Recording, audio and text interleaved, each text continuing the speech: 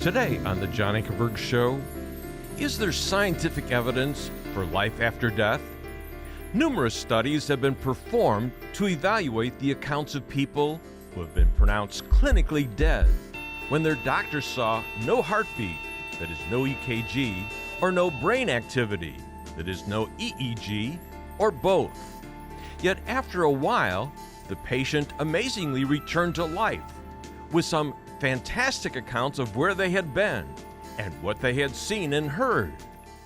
Some saw and heard people say and do things 5 states away, but their material physical bodies never left the room where the doctors pronounced them dead. Many do not realize that between 9 and 20 million Americans have reported near-death experiences, according to the 2017 book, The Science of Near-Death Experiences by the prestigious University of Missouri Press, a highly acclaimed book that is the world's first peer-reviewed series on the science and medical aspects of NDEs by medical professionals. Such experiences compel scientists to ask, is there more to our lives than just our material bodies? If so, what is it? What happens when a person has a sense that their mind or consciousness is functioning apart from their physical body? Or when their consciousness is in the vicinity of their physical body and then goes and sees and hears things 1,250 miles away? Is it proof that after our material bodies die, we still continue to exist somewhere? If so, where do we go? In our 3-program series with Dr. Gary Habermas, he reveals stories and statistics that point to a spiritual realm. And since Jesus died and physically rose again, where does he say we will go when we die? Dr. Habermas takes us through 6 levels of near-death experiences, from near-death experiences in the ambulance to near-death experiences from the congenitally blind people who see something real, like colors people are wearing, to heart death, to brain death, and eventually to irreversible biological death experiences. So join us for this special edition of the John Ankerberg Show. Welcome to our program. I'm John Ankerberg. Thanks for joining me. As you just heard, my guest is Dr. Gary Habermas. He's an expert on the resurrection of Jesus from the dead. And the fact is, he is tracking the top scholars in the world, 4,000 of them. And of the 4,000 top scholars, he says the most influential, 2,000 of those are the ones he's quoting for information. What are the facts about Jesus' life, death, and resurrection that they all agree to? 95% of them, whether they're skeptics, atheists, Buddhists, Jewish, whatever, the fact is, these are people that say these are true facts, historical facts, all right? But I'm not going to believe it, okay? What else should you consider, all right? And we're going to talk about what about near-death experience, NDEs, okay? Because this has gone from just silly talk to people, medical doctors, professionals, actually tracking the evidence with their machines. And Dr. Habermas is going to talk about some of the data that has been collected.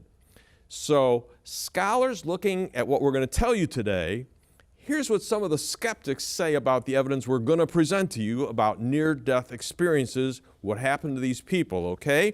Here is John Beloff. He is writing in the Humanist magazine, all right? He's a skeptic, and he says this, that evidence for an afterlife was so strong that humanists should just admit it and attempt to interpret it in naturalistic terms. Anthony Flew, who for 40 years was the world's foremost atheist, okay? And Gary and I, we both knew him. I did a program with Gary where we did 8 debate programs with Anthony Flew, okay, when he was a solid atheist, all right? He looked at near-death experiences and said this, the evidence equally certainly weakens if it does not completely refute my arguments against doctrines of a future life. Now, what is that evidence? That's what we want you to hear today, and most of you have not heard the kind of evidence that Dr. Habermas is going to present. He did his PhD at Michigan State on the resurrection in 1976. Almost about that time, or just a little bit after, he also started thinking about near-death experiences. How does this relate to what is being said about the resurrection? Does it add something to the credibility of an afterlife? And you tell me how you got into this. Well, that's exactly how I got into it. That if I'm going to study resurrection, and if that makes us talk about another realm, so that probably the most frequent critique today from skeptics is not, oh, I think such and such a naturalistic theory explains the resurrection. It's, well, yeah, you've piled up some, like John Beloff, you've piled up some pretty good evidence here, but you're asking me to believe in Narnia. You're asking me to believe in Oz. I don't know a world like that. I've never been there. So I think that something else besides resurrection must have happened. So what NDEs did for me was, in fact, I often start lectures on NDEs like this. I'll say, what if I told you folks that there is a Narnia? Yeah, that's C.S. Lewis's term for heaven, okay? Sure.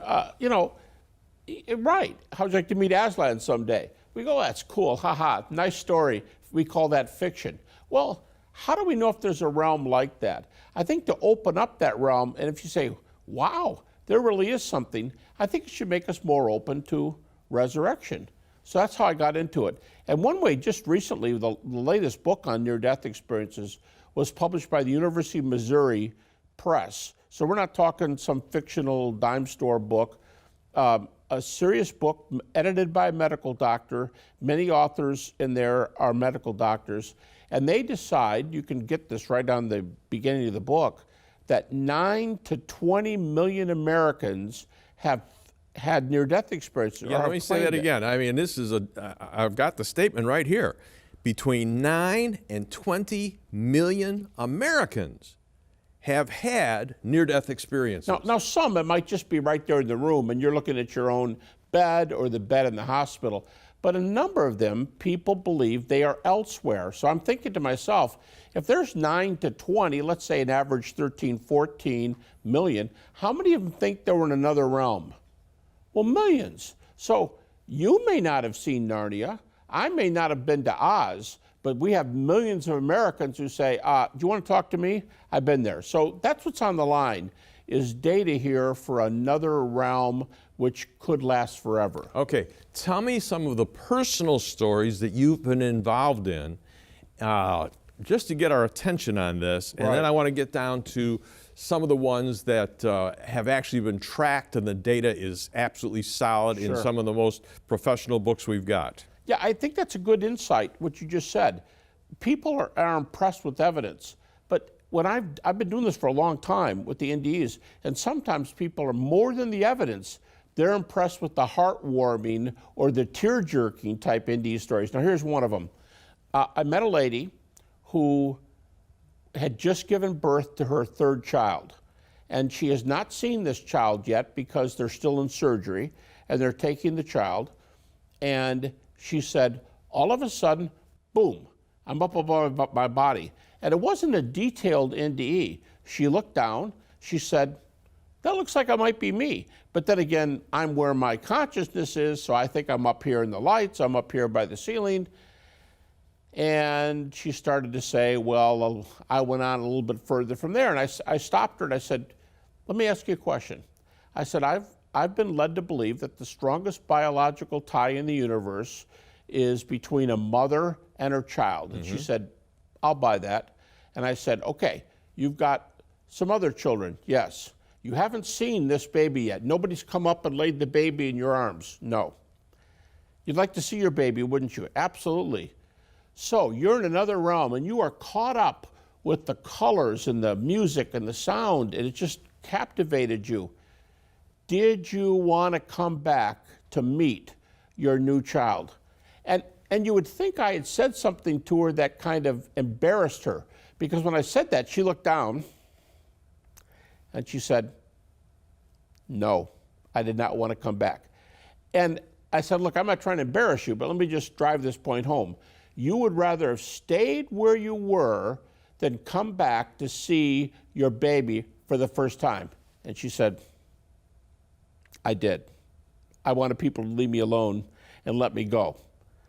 Now, that was an amazing insight. A couple other times, well, I know another case where a woman was delivering a baby and she was up above her body, she said, and it was only seconds. And I said, well, okay, so it was only seconds. What kind of an effect did it have on you? And that one said, she said, well, I know I was going somewhere else. I know if time had moved on, I'd have been heading up, because that was my move from my delivery up to the ceiling.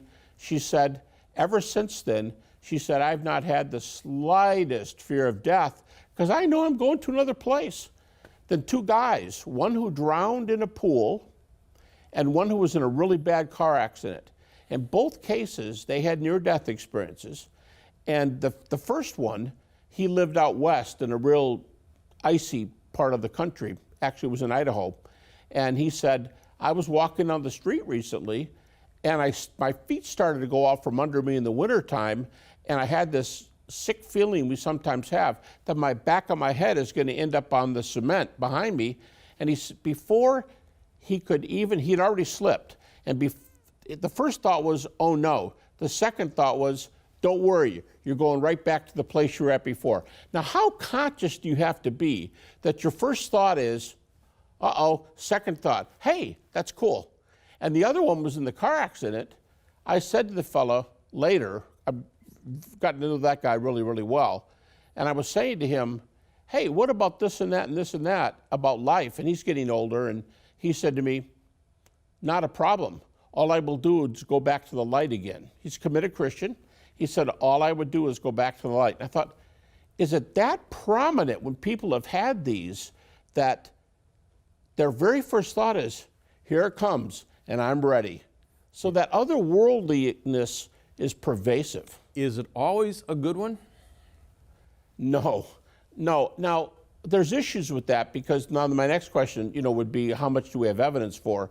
But I heard one medical doctor who studied NDEs tell me that half of his cases were hellish cases. On the average of the more technical essays, the number of hellish cases is down around 19 to 21%. Now, of course, one comeback to that is, if you thought you went to hell, would you talk about it? It's like, I had a skeptical doctor. In other words, a doctor that didn't believe in Jesus, didn't believe anything, okay?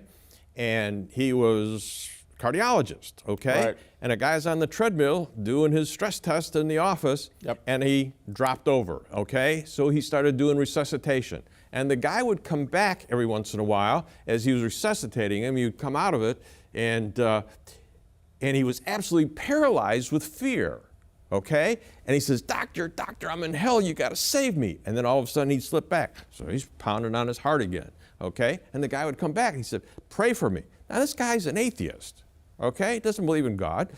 And he sees this guy keeps coming back, and it's bugging him, okay? That's what he said, it's bothering him. The guy says, you gotta say a prayer for me or something.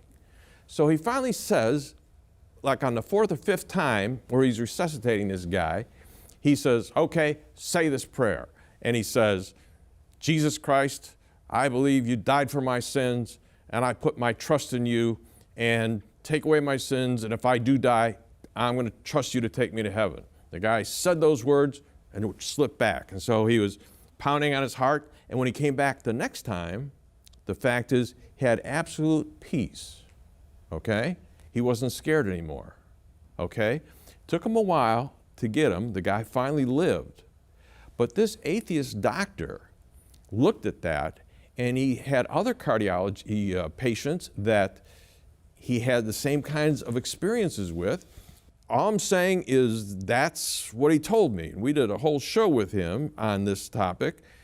But I'm also I heard your story about you were at a convention or you were speaking at a conference where you had basically all medical doctors in your audience, and you had one lady who just was telling you she didn't like what you were talking about. That's or right. We're going to talk about. She hadn't even heard your lecture yet. Right. She just heard the topic. You're going to talk about near-death experiences. She said, it's a waste of time. And I mean, she bugged you all day long, okay? And you hadn't even given her the deal. So when you finally gave the lecture, here's all medical doctors sitting in the audience. What happened? A person who I did not know about, so I did not ask this person to give a testimony, but this person across the room got everybody's attention after my lecture was over. This other lady said, I've been to heaven, and I'm up in front, so I see all these heads going, and the one who was so skeptical shouts across the room, well, just don't sit there, tell us about it, like that. Bedside manner. And so she started doing it. Well, I walked up to the skeptical one afterwards, and I said, now what do you think? And she was kind of staring ahead, and she kept going, pretty intriguing. And that's like all she said, pretty intriguing.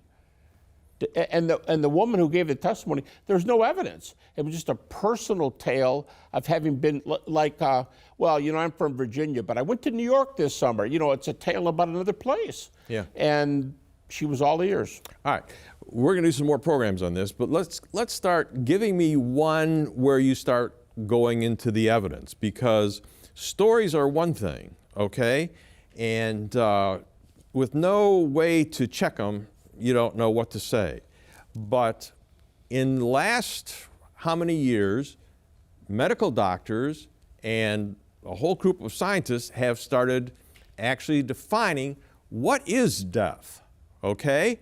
When can we say technically this person is dead, okay? What has to take place? Death goes by different definitions depending on who you're talking about and what definition they're going to live by. Here's a beginning definition all the way up to the worst it can be. The beginning one is a state called near death, hence we get near-death experiences. Near death is when you dial 911, call the paramedics, they come to your house, and as far as they can tell in a non-hospital, non-machine atmosphere, you have no pulse, as far as they can tell, no measurable or very, very low blood pressure. If something's not done quickly, near death is defined as a state from which you will almost assuredly die if something doesn't happen quickly. All right, that's the first floor. You're close. Next step, usually people talk about as cessation of heartbeat, and that would be a cardiac arrest. Now, there's different kinds of cardiac arrests, but with cardiac arrest with ventricular fibrillation, that frankly means your heart's not working. So if your heart's not working, you cannot function very long. Sometimes the estimate is less than 5 minutes before you start losing vital brain information. A flat heart with an EKG would be a good indication that you're getting very close. Next stage up, flat EEG, no measurable brain activity. Now, again, this is measurable machine, and somebody might say, well, there might be something else there, but we're not getting a reading. So no brain activity is probably the most evidential in that sort. By the way, and latest, this is just a few decades old information. If you have a cardiac arrest with ventricular fibrillation, in studies, the brain, according to the machines, upper brain activity ceases in about 15 to 20 seconds. So if you have the real serious kind of cardiac arrest, 15, 20 seconds, and neither is working. Now, if you have an NDE that lasts, because of what you described people around you, you know, someone says, well, I looked at my watch and you were gone at 10:02, but you described something from 10 minutes later. You know, if you had a ventricular fibrillation, a heart arrest, you know that you have no measurable heart or upper brain activity.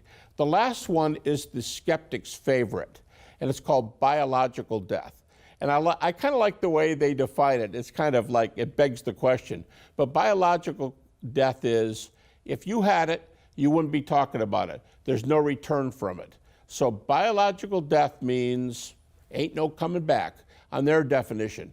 So Near death, heart, brain, we put you to the ground last week. So that's the line. And I've argued before in print that you can find near-death data at each of these four. And you go, what about the one you can't come back from?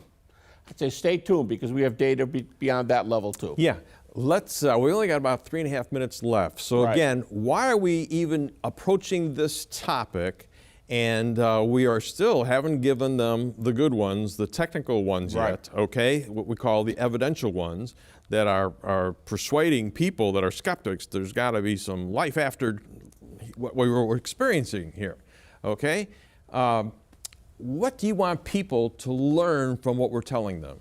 I think besides just telling a good story, because everybody will listen, that's why these things are on the television stations and interviews. Besides just telling a good story, I think it's very important that we think about our mortality.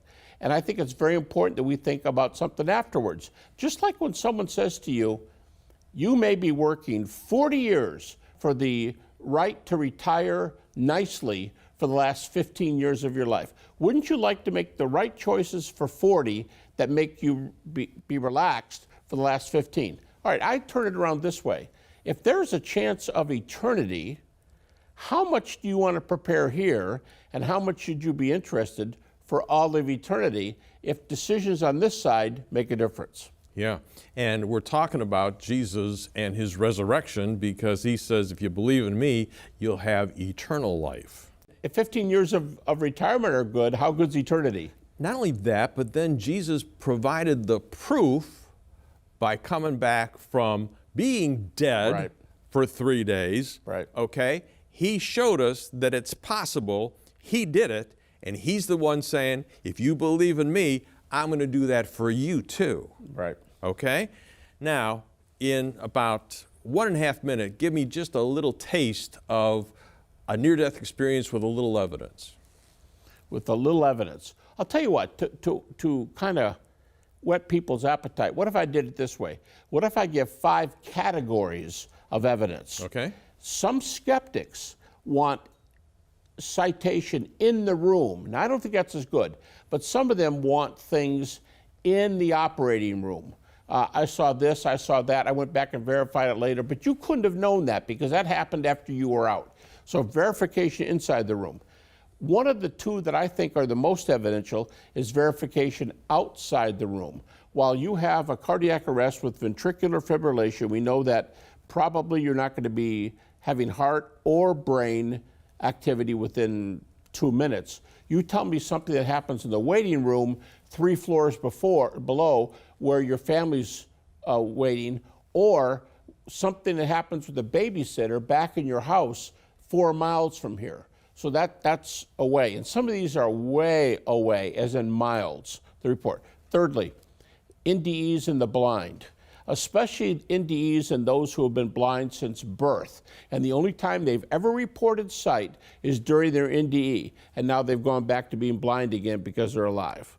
So there's the third one. Fourth one, how about, these are rare, but how about near-death experiences where living, healthy people witness a portion of the NDEers' NDE? That's one. And then the last one that's beyond that you won't come back stage, what I call Twilight Zone cases. What if during your NDE, let's say it lasted 2 minutes, let's just to make something up, let's just say you were with your dad, and your dad died 10 years ago, and your dad says something very, very provocative. Hate to tell you this, son, but tomorrow you're going to get a telegram from your cousin who's been fighting over in Afghanistan for the last year, and you're going to get the word that he died because he's already dead. Nobody knows it. You're going to hear it tomorrow, and it happens. But you learned it today. You weren't irreversibly dead, but your father was, and that's your information.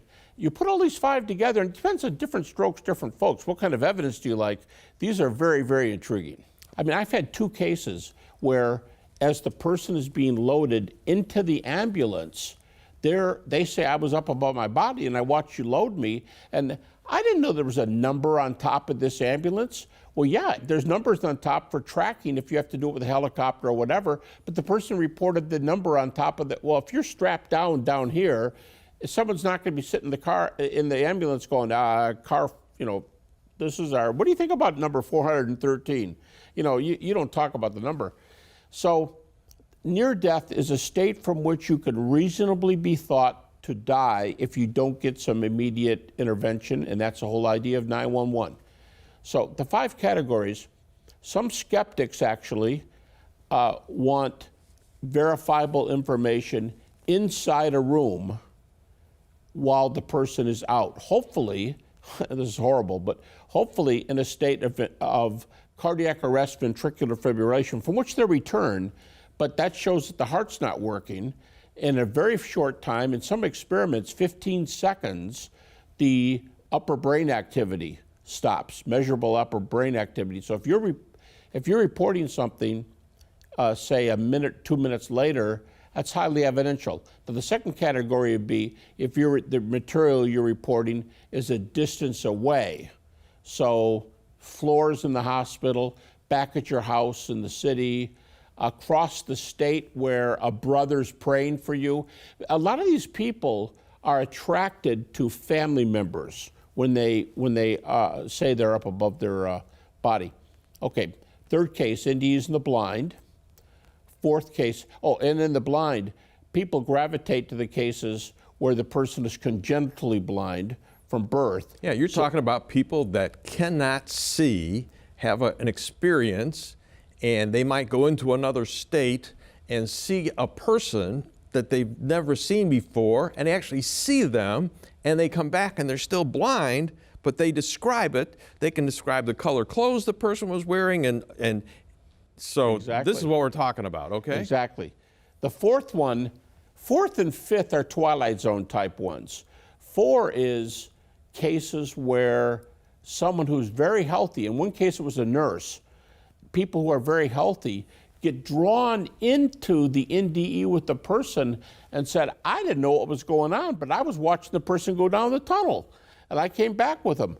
So you have, I've got a case or two here that's like, it's like, oh yeah, you're going to make a movie out of that, aren't you? But the last one, to me, is the most intriguing, and that's where somebody else is met. You return from a near-death state, but you learn some information from somebody who's been dead for 2 years, 10 years, and they report something that's verifiable. Yeah. And some of these are very evidential. Yeah.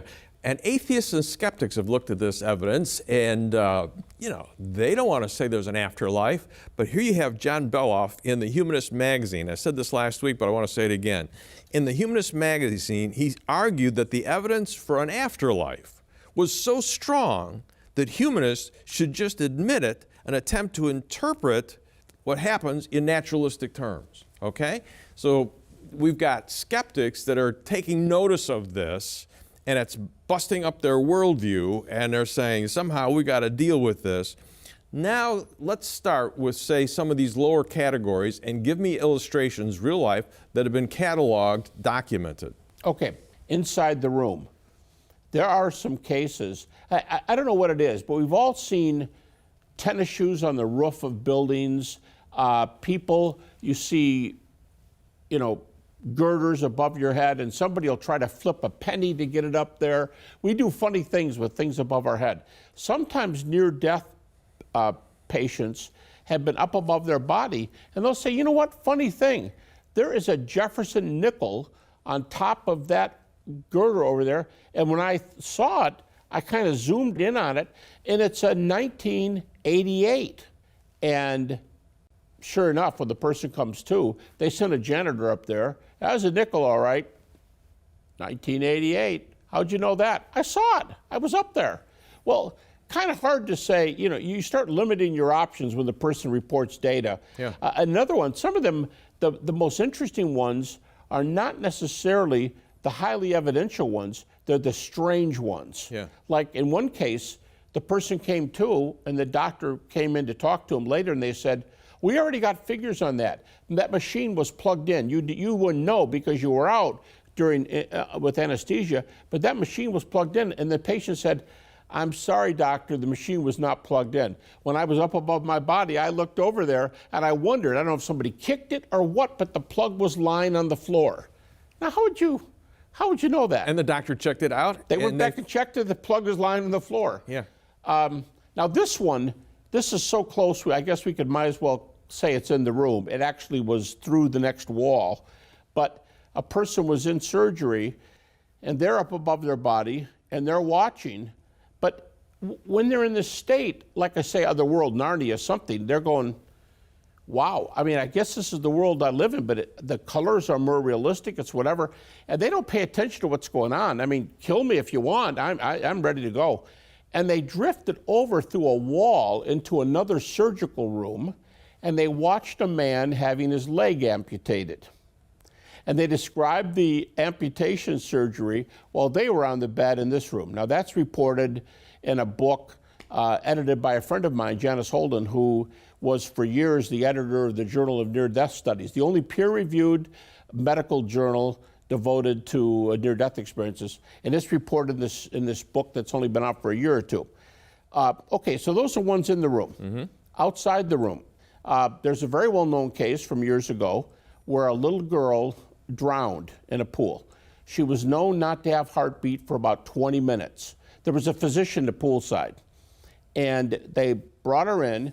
As far as they could tell, she had no brain waves because her pupils were fixed and dilated. They put her on a breathing machine, and I've talked to the medical doctor for hours, and he said, I would have given her, by the way, he was a pediatric brain specialist, so he had a double specialization. And he said, I would have given her a 1 in 1,000 chance of living, a 1 in 10,000 chance with brain function. But they hooked her up, and very shortly afterwards, I think it was 3 days, she came to, but spontaneously. They didn't do something new or give her new medicine. She came to, and she looks up, and she said, hey, you're the doctor that saved me when I was brought in. Thank you. Where's the other doctor, the tall one? And he said, I'll go get him. Now, he was an agnostic, mm-hmm. and he's thinking, what's this about? And he went down the hall, got the other guy, brought him down, and she talked long enough that these doctors took notes for about an hour. And she described things. One of them was an angel came and talked to me. Well, there's no test for angels, but that is an interesting little testimony. And she said that first night, the angel allowed me to look into my parents' home, and they're starting to say, okay, this is contact points of the real world, so we want to know if there's something verifiable. She talked about where her dad was sitting, what he was doing. Her brother went upstairs to play. Her sister went upstairs. Oh, okay, what were they playing with? So they're taking notes. Was it Monopoly? Was it a doll? What was it? And Mom was cooking dinner, okay? What was Mom cooking? Oh, it was a chicken and rice dish, chicken and rice. Okay, and then Mom and the family comes in. Oh, my baby's all right, everything's fine, this is wonderful. And before anybody could talk, the doctor said, what'd you make for dinner 2 nights ago? I mean, it was only 2 nights before. Oh, hey, it was nothing. It was this chicken and rice dish. I go, oh, wow. Now, I don't know exactly how far the house was from the hospital. I'm guessing normal house, 2-3 miles anyway.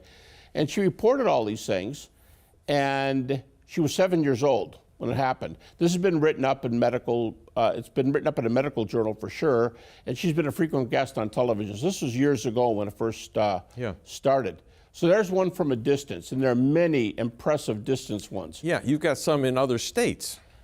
The longest one I've seen is 1,250 miles away. What happened?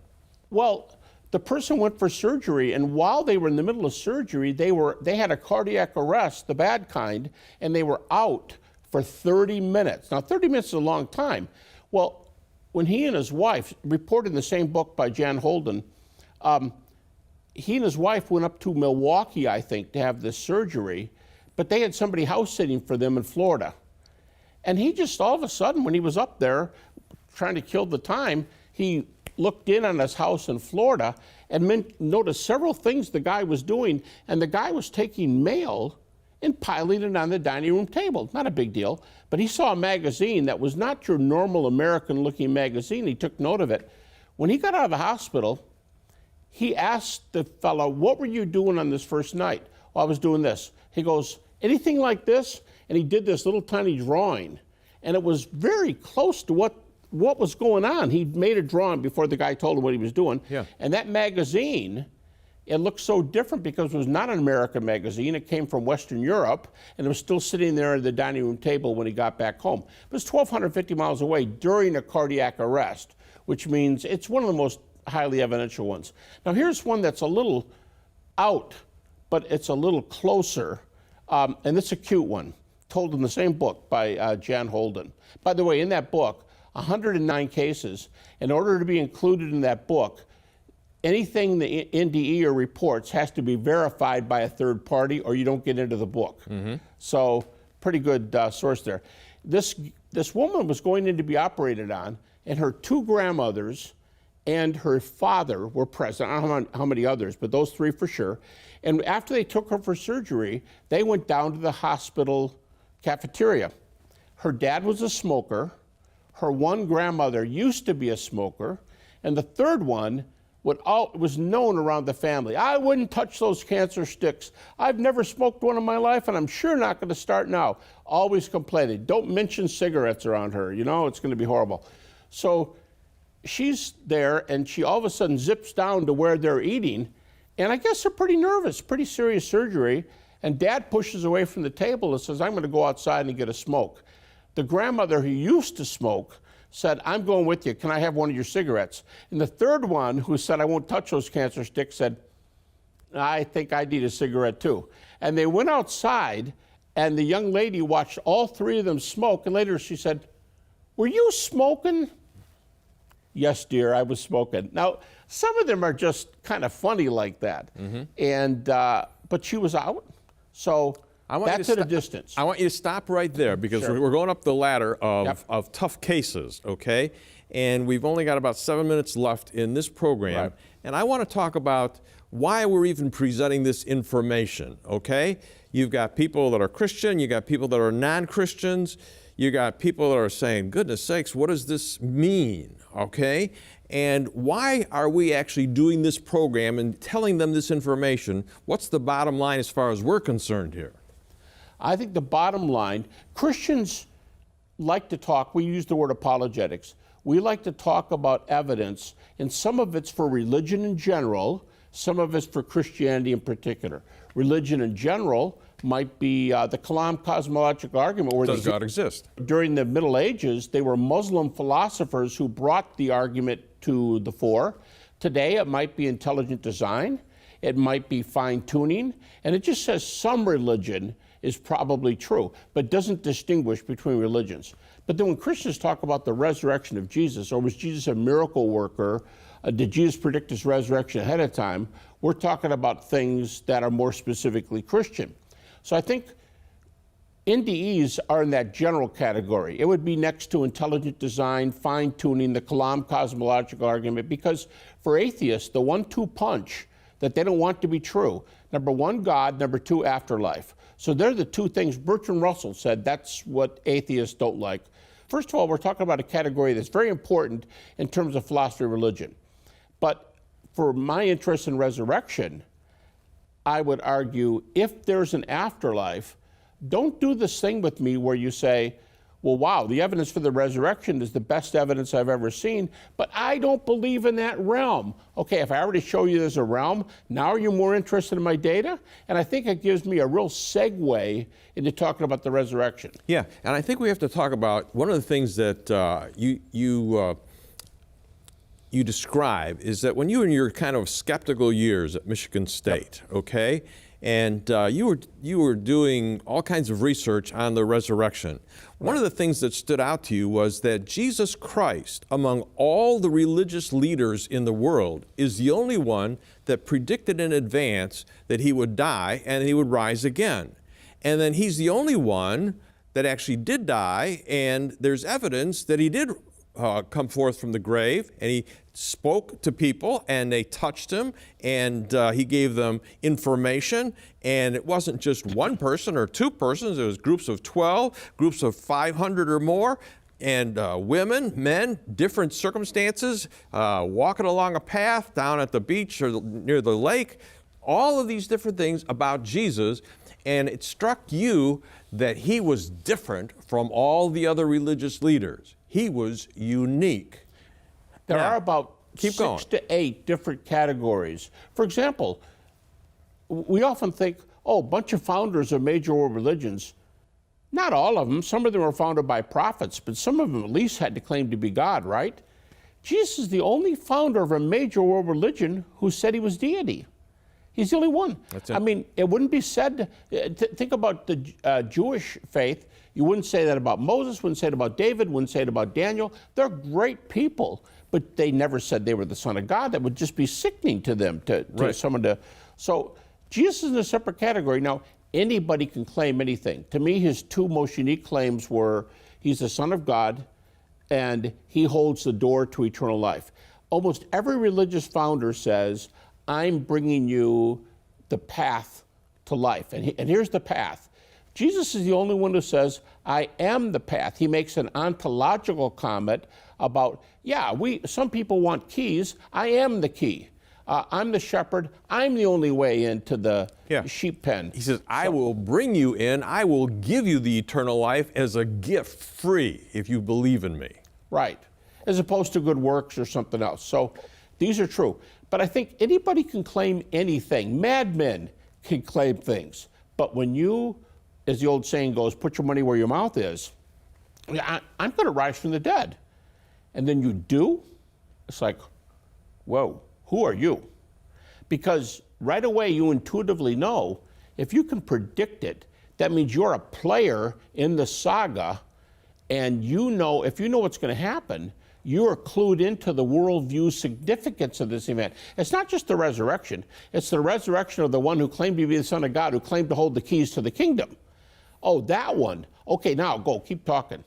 See, once you get the worldview around it, it becomes a lot more. And to me, the NDEs help weave that worldview around the event of which the resurrection is the center. Yeah, and tell me, and tell the folks that are listening, how the skeptics are reacting to this information. They, like you say, if you're an atheist, there's 2 things you don't want. You don't want God and you don't want to have an afterlife.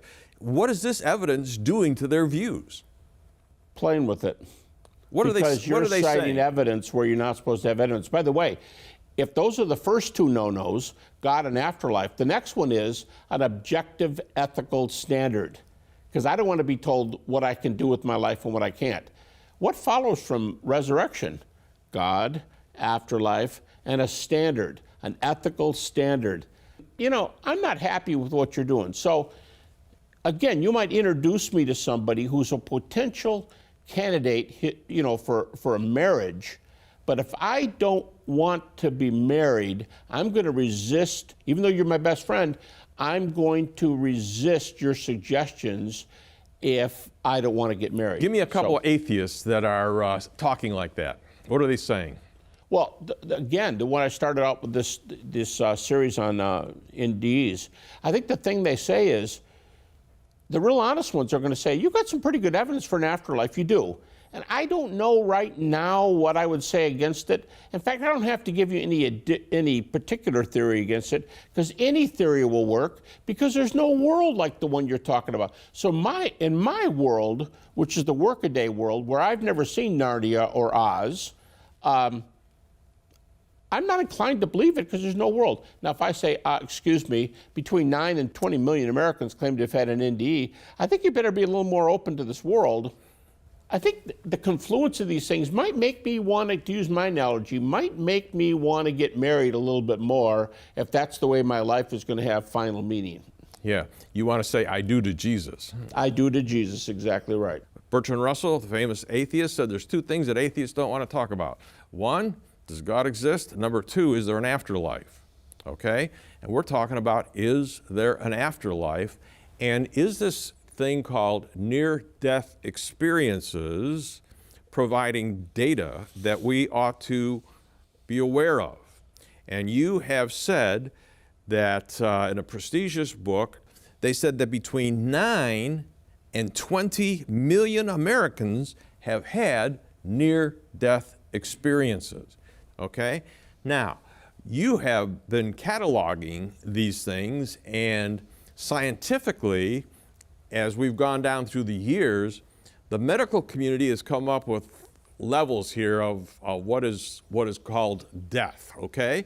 And give me the 5 stages. So we go from near death, which is at the bottom, to you're dead in a doornail, you're not coming back, okay? What happens in between? The second one up from the bottom would be heart death. The third one up from the bottom would be brain death. And the fourth one is irreversible biological death. Okay. So that's the key. All right, we're up to what number now?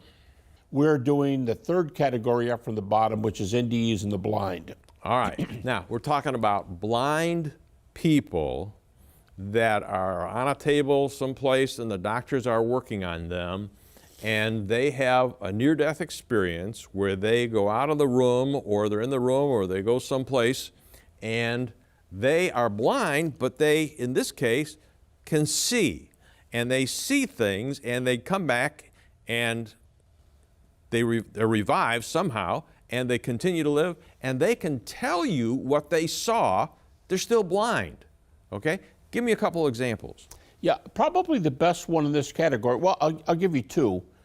One is a sightless person from birth who was given a gift, and the gift was a tie. Somebody gave them a tie, and when they had the near-death experience, the tie was still sitting there, and they saw the tie for the first time, as opposed to unwrapping it and feeling it. They saw the tie, and they were able to give a pretty minute description of how the colors went in and out, what kind of design was on the tie, and then, of course, went back to not seeing anything after that. A more detailed one from a person who was blind was from a woman whose 2 best friends had preceded her in death. All 3 were blind. But, and this has been published in more than one place, she had a near-death experience, a pretty involved one, and she saw both of her friends for what seemed like seconds or a minute before she came back. Now, she'd been best friends with these people, and when you're blind, you know, you can feel somebody's face, you can feel a contour, you can have somebody even say, another blind person could say, oh, my hair is not, it's kind of, you know, clogged up, I need to comb this or whatever. You can hear descriptions that you can get a word picture for, but she saw her friends for the first time. So she noticed contours and things about their face that she never knew about them before, because they're not the kind of things that you would talk about. A small mole over here, or something that caught her attention. And she came back and reported what both of the young ladies looked like. Now again, you can know what your best friend looks like, but when you see them for the first time, inevitably something different is going to be reported that you'd never pictured them having before that. You know, darker skin than you thought, lighter skin than you thought, younger looking, or you look way too young for your age, or, you know, whatever. And that was the case with her. Yeah. So the next category is the first of the 2 of what I call the Twilight Zone cases. And I should say something here at the beginning. I'm giving some of the sources for these things, but what often NDE who give reports do, I'm changing some of the circumstances just a little bit so as to protect the anonymity of anybody who doesn't want their story getting out there. So I'm trying to be very selective. You've had how many that you've been involved with yourself personally that you've tracked? Where I've talked to the person personally, dozens, but I've collected over 100 evidential cases that go across all the categories. Okay, so you yourself have been involved in tracking some of this. I have been involved, and I've interviewed the people. And you know what? We started out our first program on NDEs with 2 kind of categories. The ones that were really impressive, the woman who didn't want to come back to see her newly born child, that impresses people in a way that is different than the way you're impressed with evidence. I have been over and over in my own interviews, I'm very impressed with people who tell certain private things that are not evidential, but when you hear them, you think, that would affect me for the rest of my life. So a lot of them are that kind too. Yeah, I want to, before you move on, I like that thing because you really haven't described this, but I don't know if you would say it's the majority, but one of the characteristics of near-death experiences, at least for Christians, okay, the ones that have the good experiences, we've had hell experiences as well, okay, in this thing. We haven't talked a lot about that, but just a little bit. The thing is, the Christians that have had some of these experiences, when you ask them, would you want to come back to be with your new baby? Would you want to be back with your family? And she loves her family, but they all say, no, I'll let my husband take care of them because where I'm at, I'd rather stay there. Now, that's really an interesting comment, and you get this from multiple witnesses that have had this kind of near-death experiences. But they will often add, when you say, wouldn't you have been worried about them? They'd say, you know what? After being at that place and seeing the symmetry of life, I was sure that whatever worked out, it would come out in the end. In other words, they were making a comment on the problem of suffering, that I know things will work out in the end, which is a teleological expression of why I don't have to worry about them back on earth. It's like C.S. Lewis. He described in one of his little books the fact of people seeing colors in a deeper way, a more real way, if you want. Talk about that book. What was the title? It's fantastic. And that's, again, back to my, have you ever been to Narnia, have you ever seen Oz question? Because in C.S. Lewis's little book, The Weight of Glory, his famous sermon that he preached in Oxford, he says, we revel in colors, but how would you like to be in the colors so fully that you're part of the color? Or you hear music. Instead of hearing the music out there, you're part of the symphony. And I think his point is, who knows? C.S. Lewis, you know, when he describes his autobiography, Surprised by Joy, he talks about what sounds exactly like a near-death experience in a trench in World War I. So he probably had one. But people, that's very, very common. They'll have these experiences and they'll say, I've just got to tell you, the colors there are, well, they're deeper than, never mind, you won't understand, you got to be there. And they always do that. It's not evidential, you're just listening to them. But that sermon is so good because he says, I want to imbibe, I want to smell, I want to be part of it. And it's like, wow, that's a great life. All right, let's go back to these kind of like Twilight Zone experiences. These are just unbelievable experiences. Yeah, Raymond Moody tells one in the category of healthy people who observe somebody else's NDE. All right, there's a case he describes where a very elderly mother/grandmother is in a hospital bed or in a bed at home, and she's surrounded by, I believe, 5 of her family members. And she's come to the end of her life, and she's lived a very good life, and everyone's sad, but they're sorry she's suffering so much, and you know, it's time. You know, so people are dealing with this, and all of a sudden, she's lying peacefully on the bed, and all of a sudden, she sits up. Only she doesn't sit up. Her body is still back on the pillow, but what looks like a spirit, kind of a wispy, and they're looking around the room and they're going, and they see a light over her bed, a spinning orb, and again, they don't want to talk, and they're going,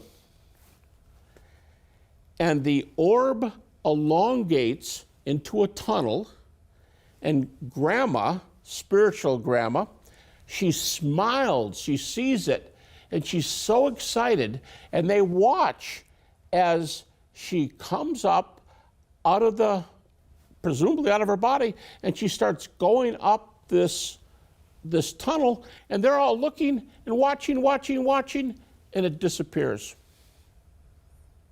Now, if that's true, she looks like she's the one going to Narnia, but they got to see over the divide, and they got to see, it's like Moses, you know, he couldn't get into the promised land, but he could look over. They got a chance to look, and they were so happy because Grandma looked so pleased. And in this case, she actually did die then. She did die. Okay, Yes. but you're saying these people watched it. 5 healthy people watched Grandma go. Wow. And they were all too happy to have the funeral because it was a joyous occasion. Yeah. I find this very interesting that the Christians that have these wonderful experiences do not fear death anymore. And it reminds me of the disciples, that it seemed like they didn't care about this category of death. They all knew they probably would die, and they all did except John. The fact that they were all martyred in gruesome ways, but people that talked about them, their friends, the apostolic fathers that talked about, oh, I knew him, you know, and Peter didn't feel this, and Paul didn't think that was a serious thing at all. They did not fear death at all. They got to look forward to it. That's right. Now, in Paul's case, many Bible commentators, New Testament scholars, believe Paul had a near-death experience. And the interesting thing is, some of the older commentaries before NDEs were anything, and the comment by people who don't think much of NDEs, but they'll say in the commentary, they'll say, you know, 2 Corinthians chapter 12, where Paul says he visited the third heaven, he says it was 14 years ago. You know, chronologically, this is the person talking, they'll say chronologically, that works out to just about the time when he would have been stoned and left for dead outside of Lystra. So maybe he had, and back then when they're writing this up, it's like, maybe he had one of those visions where people saw, not knowing. Now, if Paul had had one of those, now I ask, if 2 Corinthians 12 was a near-death experience, if it was, I mean, Stephen looks up to heaven, sees Jesus on the right hand of God, grandma going up the tunnel. So I'm wondering if Paul had that, does that cause Paul, he sees the resurrected Jesus, so real he's blinded, he has an NDE, he had a twofer, right? He had two of these. Does that allow him to write my favorite verses, Philippians 1, 21 and 23, for me to live as Christ, to die as gain? As I say to a lot of people, to live as Christ makes a good message. You don't hear a lot of preaching on to die is gain, but then 2 verses later he says, I prefer to die and be with Christ, which is, and there's an emphatic Greek expression here, which is often translated, I prefer to die and be with Christ, which is better, comma, far better. So I wonder if, having looked over, that's what NDEers say, far better. Now, confessedly, he may have gotten that from the trip to Damascus and knowing Jesus is in another realm, and he got to see him briefly before he was blinded. But yeah, I think these guys know what's going on. How many of the others were stoned and left for dead, or things happened and they also knew about it, but they were sure convinced of the other reality. All right, give me another extreme example that was tracked of a near-death experience. Well, the last category is where the person who has it is near death, but they report data from somebody who is irreversibly dead, and you'll never see him again in this world. And there's a number of those. Now, the example I gave, hate to tell you this, but your cousin was just killed in Afghanistan, and you're going to hear about that. You know, the person you might meet, it's not Jesus for sure. But I just thought as I said that, look at when Jesus took Peter aside and said, they're going to come and take you in a way, John 21, where you don't want to be taken. And he predicted the death by which Peter would die and then Peter, just reading last night, where Peter says, this tent's going to be, it's going to be taken from me pretty soon. I'm going to be, as the Lord told me. So when someone says, you're going to get a telegram and it happens, or sometimes not quite the same as near-death experiences, but what sometimes are referred to as post-death visions, where somebody gets a 10-second meeting with somebody the day of the funeral. There are a number of stories where they're sitting there in the person's home, and everyone's going to be getting their cars and going home the next day, and the funeral was today. And there are a number of stories where 3 of them are in the living room, 5 of them are in the living room, and the wife, the grandmother, appears in the room briefly for 5 seconds, and someone says, are you really here? And sometimes they don't even talk. And they walk over and pick up a hairbrush and walks over and drops it in their lap. And everybody sees the person move an object, or just the fact that more than one has seen them. But the point is, they don't ever come back. So they're irreversibly dead. So those sorts of Twilight Zone, dad, there's a famous case where in one of those, where the fellow saw his dad, the family had been trying to solve a will, but they couldn't find the writing. Dad had put it somewhere and nobody could find it. when the son sees his dad, the son comes back for the near-death experience. Dad told him it was sewn into the inner pocket of one of his coats. Hopefully they didn't throw it away, and they hadn't. And they found it, and they got the document out. So the key is that the person who gives the information is irreversibly dead. Some of these are 2 years, most of them are 2, 3, 5, but occasionally you get a 10 or a 15. I know one that was 49 years later. Have been dead for 49 years. The person was dead for 49 years. It was his mother, and she died in childbirth.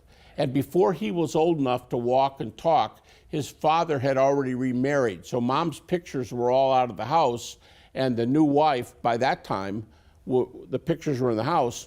And when he had a near-death experience and said, I met my mom, the aunt who understood that her sister's pictures had not been around the house because her brother-in-law had remarried, she came over with the family album and said, which one did you see? And he picked his mother out of the book, but they didn't talk about his mother, only to keep things, so that was another one. But she'd been dead for 49 years. This man had a heart attack, and so he was presumably 49 years old. All right, what do skeptics do with this kind of evidence? I hope they're uneasy. But I mean, what do they say? What do they say in their magazines and articles and so on? Oh, they'll just usually say things like, oh, it's a bunch of baloney. Here's the big objection to near-death experiences. They'll say, it's hearsay. It's hearsay. Or they'll say, we've had experiments, and this is true. There's a number of hospitals around the world, Western Europe and the US, North America, where they put computers up in the rafters, and they're saying, well, if you were up above your body, what was that random 5-digit number that keeps floating around there? And nobody's ever reported the number yet. But now, there really is a story about a penny.